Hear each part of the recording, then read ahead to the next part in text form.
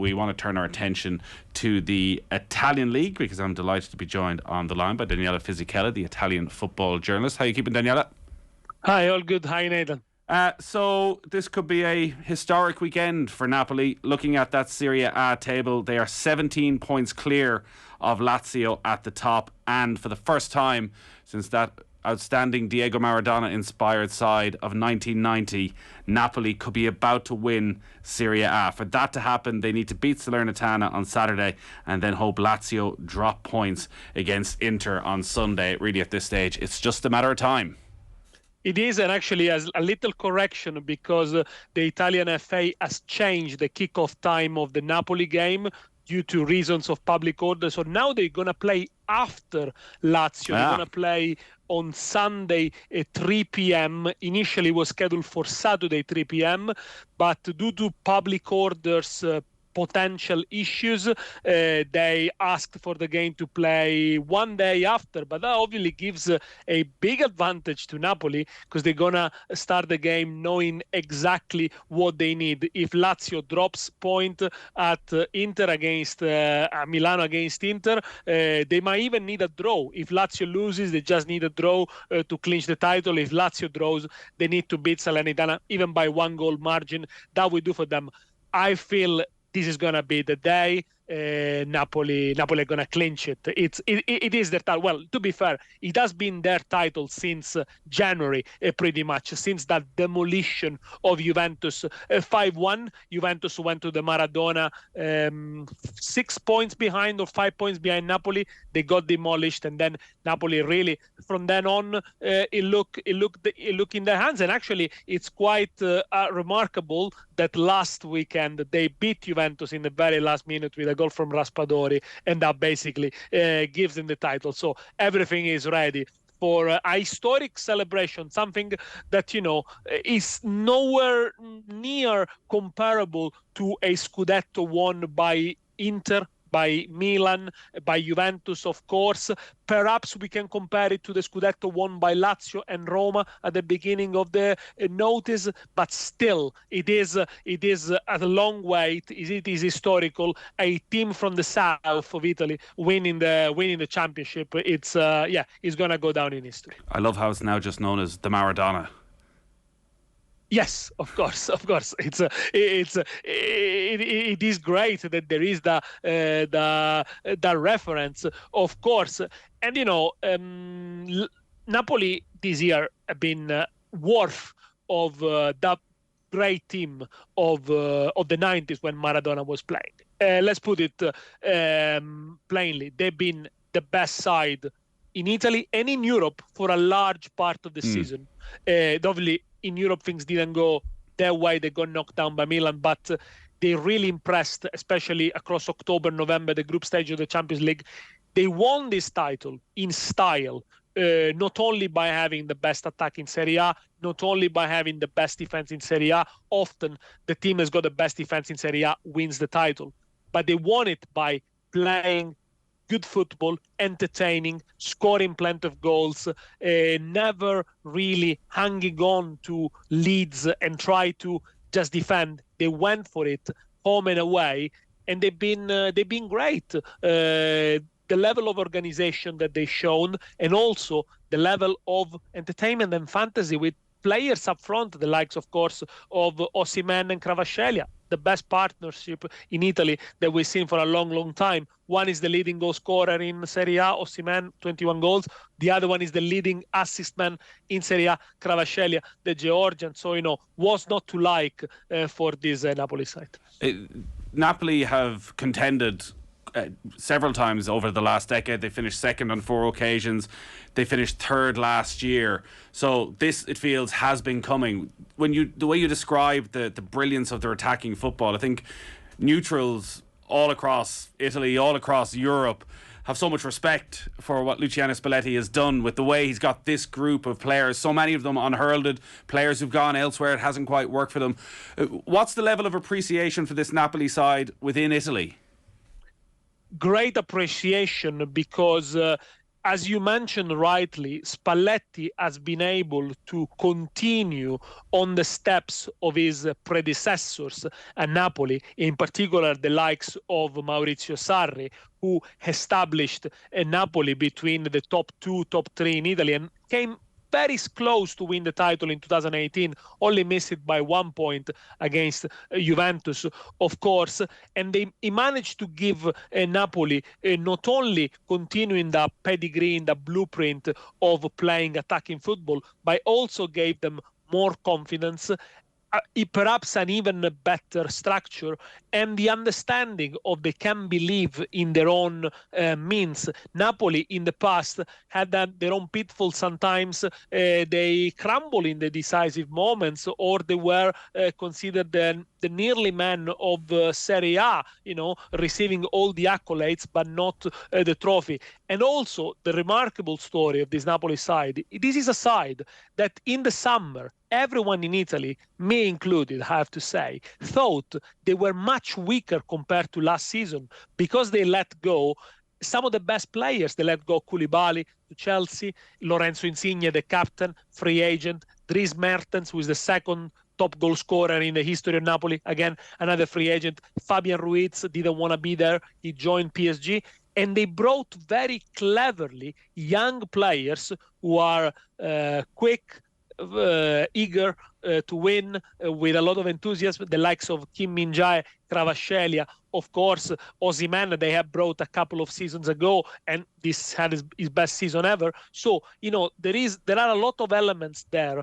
And of course, the work of Luciano Spalletti has been remarkable because he has given them really a real spirit, a real collective spirit, and a real identity without taking away anything from their individual talent. What I like about Spalletti is that he has got a vision of football, but at the same time doesn't think his players need to act like robots and they need to follow precise instruction all the time. He leaves them the freedom to invent and to sort out the situation due to their talent, and though prepared the perfect environment for players young and willing to improve to do the best, and that's what they did.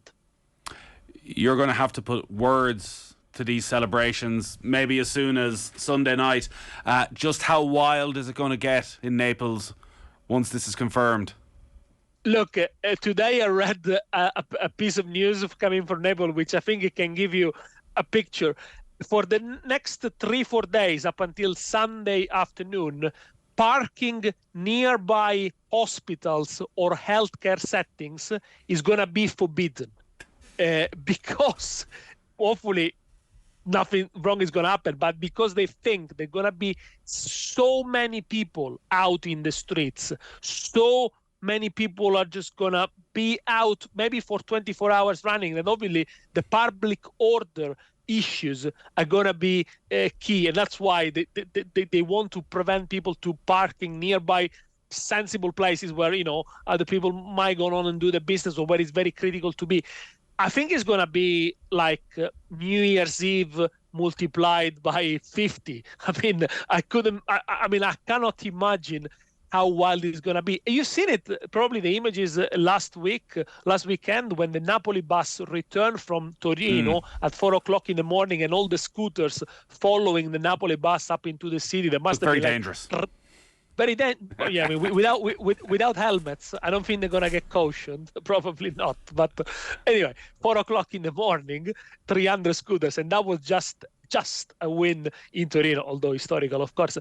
I mean, it's gonna be wild, and then the beautiful thing is that Napoli still have 5 weekends to celebrate, and a few home games, including a game against Inter in the last few weeks to celebrate. So it's perfect because they can really enjoy such a long wait after 33 years. But yeah, I'm expecting, in Napoli, in the Quartieri Spagnoli, in the Spanish neighbors, as what they called, there is the famous paint murales of Maradona. well, I would imagine another one, maybe with Osimhen or maybe with Spalletti, is gonna be done. It must be done soon, because yes, the achievement is so amazing, is so important, is so unexpected as well, compared to what everyone thought at the beginning of the season. Everyone thought Napoli, yeah, maybe third, fourth spot, but nowhere near the top spot. So it's been great. I don't know if there's ever a bad time to be a Italian football journalist, but this feels like some glory days are returning. There's just so many interesting stories in Italian football on and off the pitch. I do want to just touch on Juventus and the news over the last couple of weeks. So their 15-point deduction, those points have been reinstated. They're third in the league now on 59 points. It looks as though they'll have Champions League football. Can you briefly remind us in as short a spell as possible this entire saga that saw them first cleared, then a different case meant they were deducted points and they've got the points back. What exactly have they done and why have they been cleared now? Well, they haven't done anything right yet, because they have only been partially cleared, because the second court, the Court of Arbitration of the Italian Federation, asked the first court to revisit their first conviction and provide additional motivations. They do feel, so we're looking at the second degree of judgment. The judges in this case, they feel that the first conviction, the minus 15 points, lacked some motivation and somehow it might have been disproportionate. So now the case has gone back to the first court with new judges who need to re-examine some of the evidences and provide new motivation. As a default position, Juventus have been given back the 15 points. Obviously, Juventus wants the points to remain, but the feeling in Italy is that the points are going to be taken away again. Right. Perhaps not only due to this trial, but because there are other trials that have started both in the criminal courts, but also in the sporting justice court, that are linked to the payment of wages and financial misgivings, and also dealings with other clubs in Serie A in the last 2 seasons, still linked to the artificial gains, that they're gonna probably add more to the sentence or to the conviction of Juventus. Look, there is an indication that Juventus are not gonna escape this thing unscattered. Agnelli, the former president, Fabio Paratici, the former sporting director, now at Spurs, well, former at Spurs because he's no longer there. They got convicted also in the second degree of judgment. So they are guilty. If they are guilty, if Agnelli, Cherubini, Paratici are guilty, how can Juventus not be found guilty? My feeling is that the sporting justice are going to deduct Juventus just enough points for them not to go into Champions League next season. So you think it will be before the end of this season? I think it will be. They will try to get to a final judgment by the 4th of June. That's when the Italy season finishes. And that would be, let's say, if Juventus are +9 on the fourth spot, they're going to be deducted 10 points. Right. Okay? So it's going to be a sanction severe enough to prevent them to go to the Champions League season. Of course, there is a big question mark. Juventus are still in the Europa League. If they win in the Europa League, they have to go to the Champions League by right of winning the sporting title. How is UEFA going to legislate against that? We know that UEFA is thinking about punishing Juventus, but it's going to be extremely tricky to punish a team for a title that they actually won on the pitch this season. So it is a very, very difficult case, which could have ramification onto next season as well. It's still Tottenham 1, Manchester United 2. Newcastle have beaten Everton 4-1. Bournemouth have beaten Southampton by 1-0.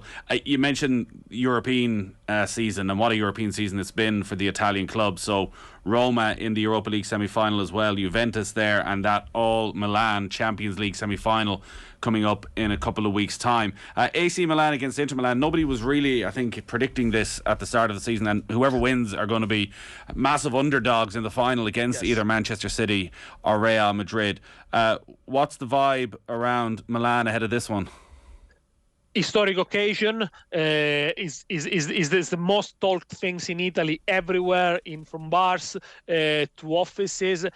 it is a great chance for Milan as a city and for the two clubs to be seen in the highest stage in European and world football. Look, Italians are also realistic. They do understand that both sides, Inter and Milan, have been a little bit lucky with the draw. I mean, the draw in competition football, in tournament football, is absolutely everything. It counts a lot.